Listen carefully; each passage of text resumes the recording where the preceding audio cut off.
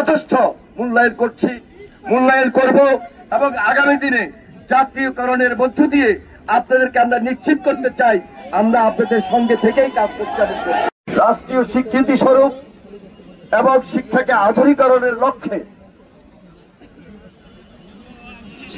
সম্পূর্ণভাবে জাতীয়করণের সিদ্ধান্ত গৃহীত হয়েছে এবং আমরা এই সিদ্ধান্ত নিয়েছি।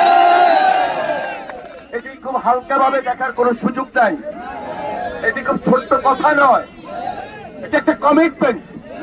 একটা দায়িত্বশীল দলের পক্ষ থেকে, দায়িত্বশীল অবস্থান থেকে এই যে সিদ্ধান্তটি কি আপনাদের সামনে অগ্রিম নির্বাচনের পূর্বে দেওয়া, এটা আমরা আমাদের দলের ভারপ্রাপ্ত চেয়ারম্যানের পক্ষ থেকে আবারও আপনাদের সামনে পুনর্বার উল্লেখ করলাম, অবহিত করলাম।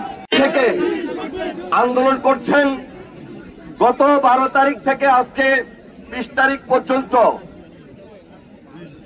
এই 8 দিন 9 দিন যেভাবে আপনারা প্রখর রৌদ্রে রাজপথে আন্দোলন সংগ্রাম করে যাচ্ছেন, এটা তো করার কথা ছিল না। আমরা অনেক সময় অনেকভাবেই দেখেছি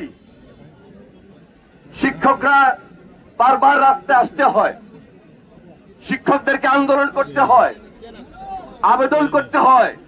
সেই কেনর উত্তরটা দিতে যেয়ে আমি আপনাদেরকে বলছি আগামী দিনে যেন এই আন্দোলন আর না করতে হয়, সেই জন্য ওই যে পূর্ণ জাতীয়করণের কথাটাই আমরা আপনাদের সামনে তুলে ধরলাম। অন্তর্বর্তীকালীন সরকার আপনাদের যুক্তি সঙ্গত দাবির সহিত একমত পোষণ করেছেন, কিন্তু কাঙ্ক্ষিত দাবি কাঙ্ক্ষিত জায়গায় পৌঁছার জন্য 20%-এর যে জায়গায় সেটা এখন পর্যন্ত আপনারা হয়তো পান নাই। আমি সরকারের কাছে অনুরোধ করব 5% এনাফ নয়, বিশেষ বিবেচনা আপনাদেরকে করতে হবে।